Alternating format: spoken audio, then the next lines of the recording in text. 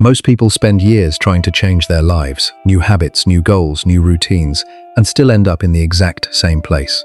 Not because they were lazy, not because they didn't try hard enough, but because they were fixing the surface while the real problem stayed buried underneath. And until you understand what that problem actually is, nothing you do on the outside will ever stick. By the end of this video, you'll understand exactly why most attempts at change fall apart, and why it has nothing to do with how strong or weak you are. You'll see the real reason people stay stuck in the same cycles for years, sometimes decades. And more importantly, you'll understand what actually has to change first, before anything on the outside can follow. Stay with me, because this one is going to reframe everything you thought you knew about changing your life. Picture two people. Both of them decide on the same day that they're going to quit smoking. Same decision, same starting point. The first person says, "I'm trying to quit." The second person says, "I don't smoke." On the surface, that sounds like the same thing, but follow both of them 6 months later, and the results are completely different. The first person has relapsed 3 times. The second hasn't touched a cigarette since that day. Same goal, same willpower, completely different outcome. Why? Because the first person was trying to stop a behavior. The second person had already become someone else. Here's what researchers found. Your brain doesn't actually run on goals. It runs on the story it believes about who you are. Every decision you make, every habit you fall back into, every time you say, "I'll start Monday," that's not laziness.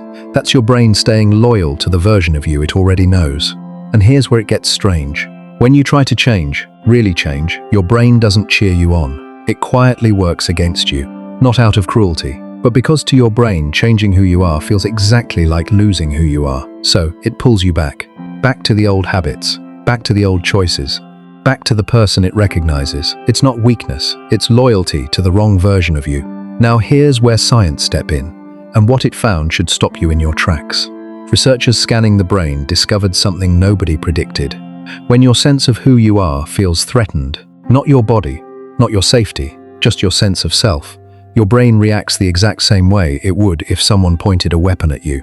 The same alarm system fires, the same stress chemicals flood your body, the same urge to fight, flee, or freeze kicks in. Think about what that means. Every time you try to become a different person, every time you push toward a new version of your life, your own brain reads that as danger, not progress, danger, and it responds accordingly. This is why people who genuinely want to change still can't move. It's not a motivation problem. It's not a discipline problem. It's a nervous system that has been wired to protect the person you already are, even if that person is suffering. This is why someone stays in a job that slowly drains the life out of them, year after year, even when they dream about leaving every single day. It's why people stay in relationships they know are wrong for them. It's why the same destructive habits keep coming back no matter how many times they're broken. Because somewhere beneath the conscious decision to change, the brain is doing the math, and it keeps landing on the same answer. The known version of you, no matter how painful, feels safer than the unknown version of you, no matter how free. Change doesn't just feel hard. To your brain, it feels like dying. And there's one mechanism researchers didn't expect, one that makes this even harder to escape. And it's been running in the background of your mind your entire life. Here's the mechanism researchers didn't expect. A psychologist named Dan McAdams spent decades studying why people live the lives they live. And what he found wasn't about habits. It wasn't about mindset. It wasn't about childhood trauma in the clinical sense. What he found was a story, not a metaphor, an actual living, ongoing story that every single person carries inside them. A story about who you are, where you came from, what you deserve, and where your life is allowed to go. And here's the part that changes everything. You are not writing this story consciously. It was written for you, by experiences you had before you were old enough to question them, by words people said to you that you never forgot, by the role you were given in your family, your school, your earliest world. And from that point forward, without you realizing it, every major decision in your life has been filtered through that story. Think about someone who grew up being called the struggling one, the one who always had it harder, the one things never quite worked out for. Watch what happens when that person starts to succeed. When money comes in, when a good relationship finds them, when life finally starts to open up, they leave, or they self-destruct, or they find a way, unconsciously, without planning it, to recreate the struggle they've always known. Not because they want to suffer, but because suffering is written into the story. And the story was like the truth. The situation changed. The story didn't. So what does this mean for you? It means that every time you've tried to change your behavior, without looking at the story underneath it, you've been repainting the walls of a house with a cracked foundation. It holds for a while, then the cracks come back. Real change starts with one honest question. What story am I actually telling about who I am? Not the version you'd say out loud to impress someone. The quiet version. The one that plays when things go wrong. The one that decides what you think you're worth. And then, the harder question. Who wrote it? So if the story is the problem, how do you actually rewrite it? Researchers who studied people who genuinely transformed their lives, not just their habits, but who they fundamentally became, found that real change almost never happens gradually. It happens in 3 distinct stages, and most people are only attempting one of them. The first stage is the one nobody wants. It's the crack, a failure that can't be explained away, a loss that breaks something open. A moment where the story you've been telling about yourself stops working, where you can no longer make the pieces fit the way they used to. Most people experience this as their lowest point, and in a sense, it is. But underneath the pain, something else is happening. The old story is losing its grip, and for the first time, there is actually space for a different one. The crack isn't the end of your progress, it's the beginning of it. The second stage is quieter than people expect. This is where you stop waiting for motivation and start collecting evidence, not grand gestures, not dramatic life overhauls. Small, specific actions that tell your brain, in a language it actually understands, that a different version of you exists.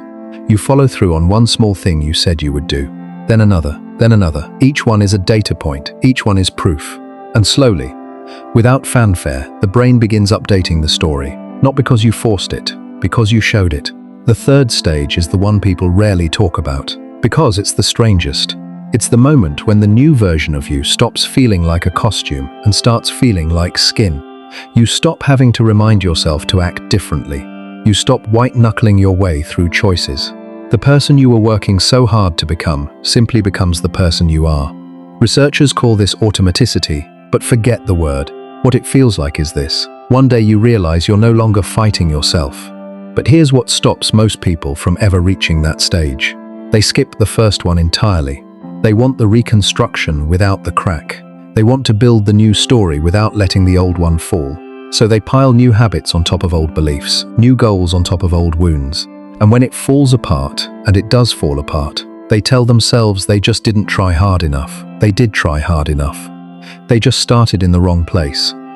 Everything you've been taught about changing your life points in the same direction. Do more, push harder, want it badly enough, and eventually you'll get there. But the research points somewhere else entirely.